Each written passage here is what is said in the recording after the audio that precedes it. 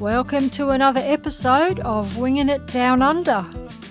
Join us this week as we leave Lightning Ridge and make our way toward Gilgandra, known as the town of Windmills and the birthplace of the historic Cooee March.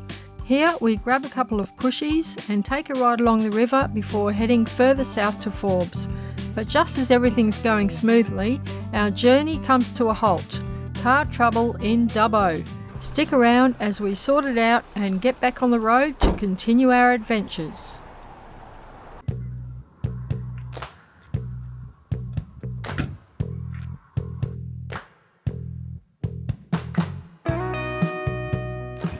Okay, so we were just about to drive out from here and we spotted this. And I had a look at it and I thought, now I've never seen that before. So what you do at night time, if you're going to use the toilet, you shine your car headlights onto this stainless steel plate here. That reflects up onto a mirror up the top there, and then the mirror reflects your headlights down into the toilet, so you've got light while you're in the toilet. I've never seen that before. There you go.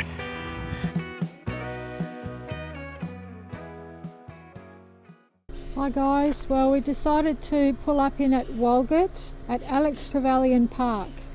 And we're just going to do one night, just want to catch up on some washing and stuff. Yeah, we've had some pretty busy days around the Lightning Ridge, so we thought, we'll just have a lay day today, do a bit of washing. Yeah. Good thing is they've got a dump point here, they've got drinking water, filtered drinking water, I might add. Yep. Toilets and heaps of space, it's nice and flat. So a good little stopover for the night. Yeah. How nice is this, Steve? Got a little lake here. Yeah, it's really nice. It's really nice. Nice little stopover, really. It is. Park's all nicely mowed. Got the sprinklers going over there. Very nice little overnighter. Check this out, Steve. Discover the watering holes of the west. Yeah. Looks like there's some interesting drives. At some stage, I think we're going to have to do some of these drives. Yeah, there's all different routes here. Yeah. That one looks good, the copper route. Yeah, I reckon that would be good. See, we have actually done some of these. We've done that one there. That one we've done. The opal route. Yeah, we've done that. So these are like little loops, are they? And they tell you how long it takes to drive. Yep. The duration, the pub stops and the distance. Yeah. So you can work out, work out whether you want to do it and how you want to do it, and Right, that's a really great thing for us travellers. Yeah, really good. There's one there, the hot baths route, that looks good too. From Walgett, that's from here. The hot baths route navigates some of the best spots in the Great Artesian Basin and explores the rejuvenating qualities of mineral-rich artesian bore baths, and you get to visit a few pubs along the way. I think that I would like to do a few of these routes, but I think that because we want to get to the snow, if we start doing this stuff, we'll never get there. We're not going to get to the snow. It's going to be gone before we get there. So I think we should maybe leave this, come back to this area at some stage and do some of these, if not all of these different loops. I'll take some photos of the routes. Yeah, take some photos of it, and they've got QR codes here that you can take a picture of, and it gives you maps on your phone. Right. So that's really good. That is good. Yeah, I think we should do that at some stage. But I just think I think we have to put it off for now because we're not going to make it to the snow otherwise. Right. And that's our goal on this mission. But that is a really good thing. I'm really impressed with that. Yeah.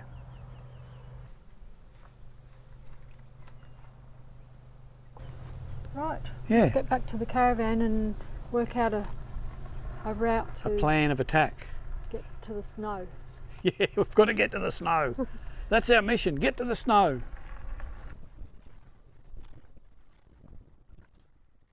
Morning everybody. G'day. So we're just leaving Walgett. We spent a night there. It was quite good. Free camp there. We were filling up our water tanks and all of a sudden some people came up and said good day, and to our surprise they were actually subscribers. Yeah, they And spotted us. They recognised us and came and said g'day, which was really That was nice. so good. Yeah, it was good. We're dead chuffed. Yeah, Can't believe it. yeah, that was good. That was really nice. So, Yeah. I mean, if you ever see us on the road, whatever, Come and say good yeah, day. come and say good day because we like to speak to people. So absolutely. they're a really nice couple, and it was really nice to meet them. So Yeah, it was. yeah, that was So what the plan for today is we've stopped going west. As much as we want to go west and check out Cobar and Burke. the outback out there, Yeah. we're going to stick to our plan and keep heading south towards Bright. towards Bright, towards the snow. Yeah, because otherwise, if we leave it too long, It'll be all melted. by the time we get there. it'll be gone. It'll be pointless. So we're going to just keep heading south. Yeah, So. and we'll wave to everyone, all the sane people who are going north for the winter. Yeah, everyone getting out of the cold. We're heading into it. So Crazy. Yeah, so that's the plan. We're going to stay at Gilgandra. There's a hotel pub stay there. Yeah. So that's where we're headed today. We'll check out a couple of towns on the way through. yeah, have a look.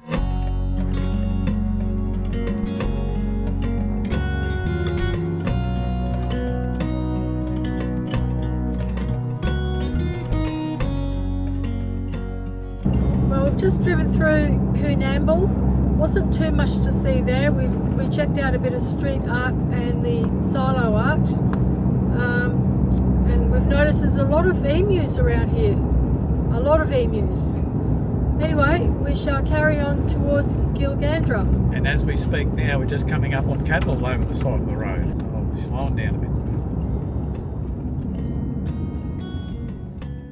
So we're just stopping through Gilgandra just to check out a bit of the art here. This one's called Ghosts of Bullocks Past. While Australia rode on the sheep's back, the wool that brought our prosperity rode the dusty miles from outback stations and properties to the port on lumbering bullock wagons. This is the main street of Gilgandra. And I was just reading, Gilgandra is Aboriginal name for plenty of galahs. Oh, there you go. That's why it's called Gilgandra. And that's why all the tin sculptures and stuff's all over the place here, like of galahs. Yeah. Even as we were driving into town, there's on poles, there's big tin, like they've made it out of roofing iron, galahs. Yeah, It's actually quite good. Yeah, there's a lot of artwork in this little town. There is, yeah. A lot.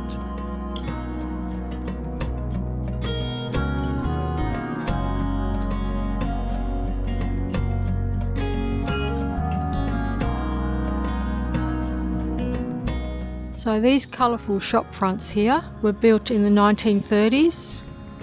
There used to be a butcher shop here, a stock agency, a newsagent, and a grocery shop, a food takeaway shop.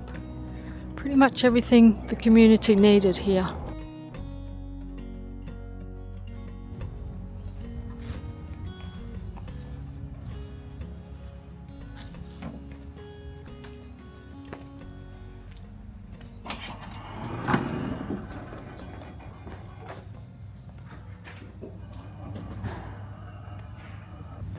Morning everybody. So this morning we are at the Gilgandra Information Centre, and just so that you know what we're doing, and we know what we're doing, this is where we are here, and we're going to carry on straight down through to Dubbo, and then from Dubbo we're going to head down here to Forbes, to Parks towards Forbes, and then keep making our way to Bright. Yep, that's the plan. That's the plan at this point in time, unless something else changes, but that's the outline. For the next few days, which anyway. is about all we have is an outline, so that's what we think we're doing. So All right, let's check this information centre out. yeah, we'll see what there's to see around here, because I think it's quite a different little town, this one. It's nice. Yeah, nice little town. It's actually bigger than I thought it was. Yeah. So at the moment, we're in the Gilgandra Information Centre in the Cooee Gallery. So Dina's going to do a little bit on this. This is a march they did for the World War I. The guys got together and they marched from here down to Sydney and got people to join the march and everything else to go to the First World War to fight. So it's an interesting little town. The town of Gilgandra, a quiet community that played a heroic role in Australia's First World War history. It was here in 1915 that the legendary Cooee March began, with enlistment numbers dwindling and the horrors of Gallipoli dampening public morale. Two local brothers took action. They rallied a group of volunteers and set off on foot from Gilgandra to Sydney, calling out Cooee, a bushman's cry that echoed through towns and countryside.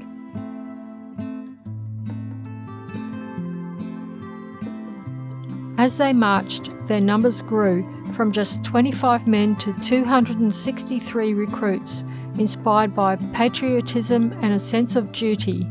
Over 5 weeks, they passed through dozens of towns, holding rallies and stirring hearts. Their journey ended in Sydney, where a crowd of 100,000 people welcomed them as heroes. Many of these men went on to serve, and sadly, some never returned. But their legacy lives on, a testament to courage, community and the spirit of Gilgandra. The Cooee March was more than a recruitment drive. It was a movement born of mateship and resolve, and it all began here in Gilgandra.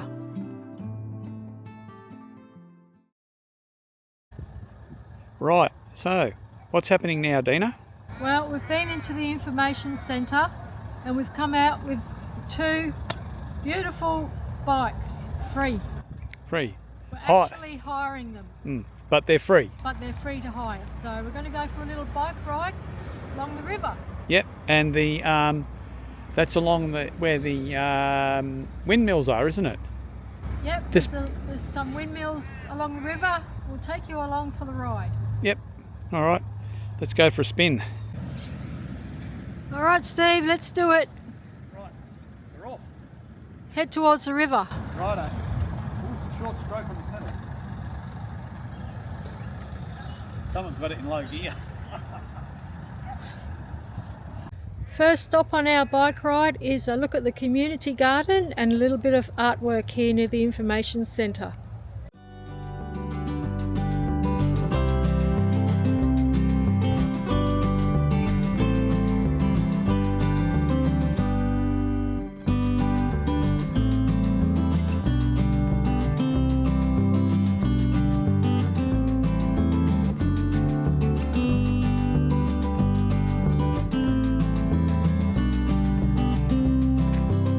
What a beautiful day to be doing something like this, Steve. How good is it? Life's pretty good, isn't it? Yeah, I love these little surprises. Yeah.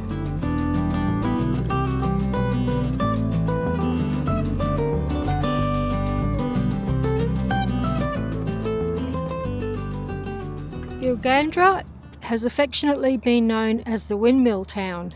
It earned the title in the 1950s when there were over 300 windmills in operation throughout the Gilgandra region, being used to pump up sub-artesian water for households. In 1966, Gilgandra moved to an articulated water system, and with the invention of the water pump, the windmills have slowly disappeared. All right, so we are currently going for a ride along the Windmill Walk, which is along the edge of the Castlereagh River, on the bikes that we just free hired from the information centre here.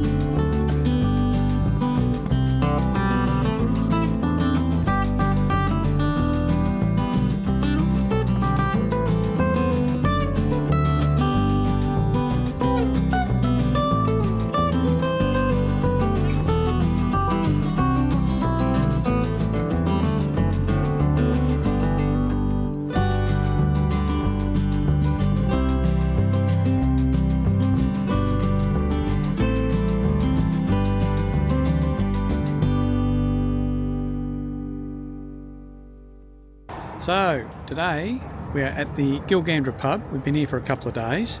Park right behind the pub. It's a free caravan park, as long as you go in and have a drink, or there is a donation box in there. So it's been a good stay. Yeah, we had a nice meal at the pub. Yep. They've got a 130-year-old grapevine there that still bears fruit, which was interesting. So we're just going to get ready and gear up for moving again tomorrow. Yep, we're going to head down towards Dubbo tomorrow on our way to Bright. Head further south. Keep going south. And I'll tell you something, it's getting colder and colder and colder. It was like, I think it was 1 degree this morning. Yeah, it's getting colder. We've been flogging the gas heater, let me tell you. Anyway, so tomorrow's another day, but we're on the road again.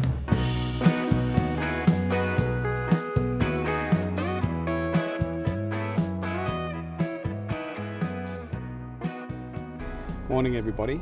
So this morning we're here at Dubbo. We actually spent the night last night in a truck stop because our battery basically started to die. So this morning we've got up and we've got nothing. The battery's had it. It's finally kicked it. So I'm just going to, I've rung up Battery World in Dubbo.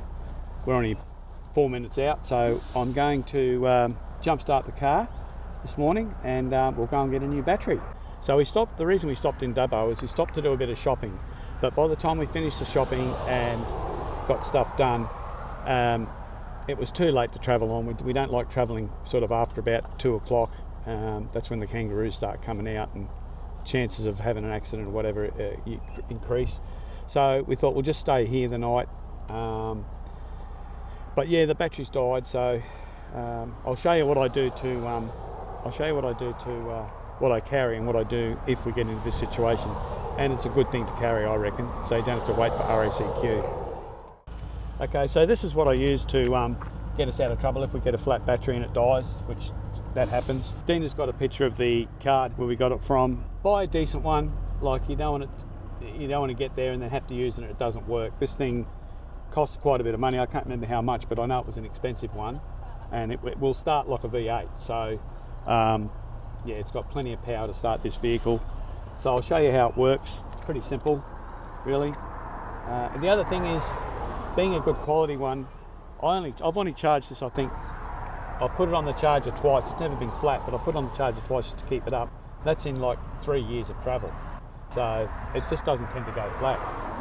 So that's just quite a simple thing. You can't get it wrong. That plugs in there like so. We've got a green light there, which tells us it's live. Now, what I do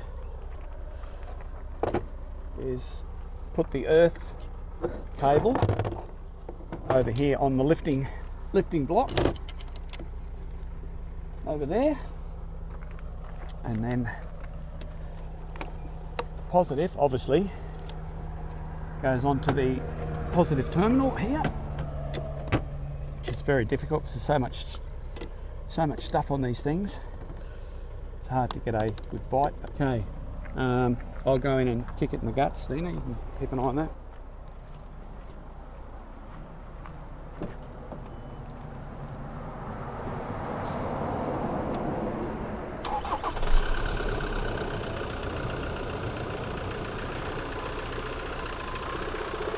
She's away. There you go, job done. So you don't have to wait around for RACQ, you can just get yourself going. So, and that battery had nothing in it, like it wasn't even enough to put the ignition lights on. Everything was dead. I couldn't even unlock the car. I had to actually use the manual key to unlock the car. So it's definitely worth carrying one of these, definitely. So now the car's running. Luckily we're only 4 minutes away from Battery World, so we'll go back to Battery World, whack a new battery in. I think they gave us a price of about either 650 or 550 for a new battery. So we'll go and whack one of them in, and we're on our way down towards Forbes.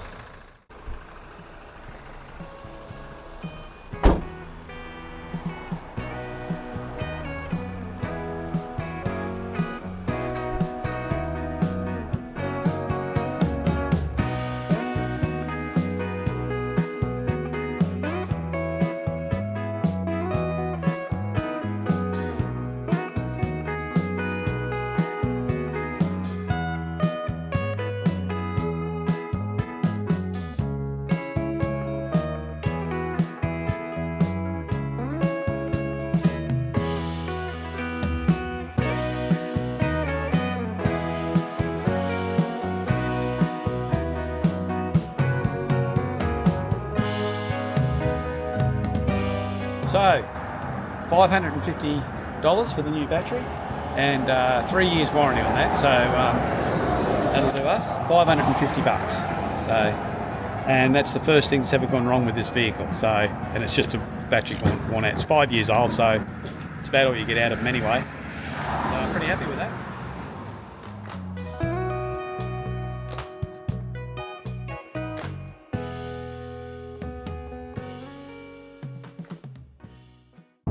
So, we're finished with our mechanical disasters. No, we've had the new battery fitted, and the guy recalibrated you've got to recalibrate it after you've put a new battery in, so he's done that for us, all for $550. Also, sort of luckily enough for us, while we were there, the screen started telling me that our fob battery needed to be replaced, so we're already around the corner, so I slipped back there and got the fob battery done. And now we are heading south and we're headed towards Forbes showground. So we'll show you what it's like when we get to Forbes and what's around there.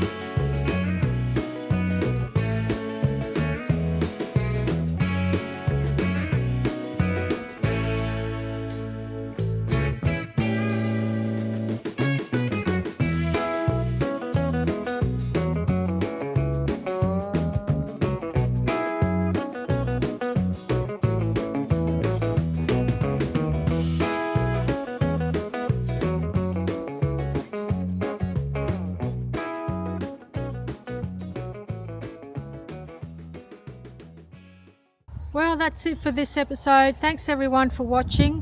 We're back on the road now. So join us next week when we delve into the tragic story of the bushranger Ben Hall. It's a very interesting story. It is. So Dean has worked out how to put a QR code on. So if you click on that QR code, it'll take you straight to our channel, so you won't miss any episodes. We put one on every week, every Saturday. So yeah, just to make it a bit easier for you. So you can click on that code and yeah, follow us. All right, well, we'll see you in the next episode. Yeah, we'll see you then. Bye. Bye.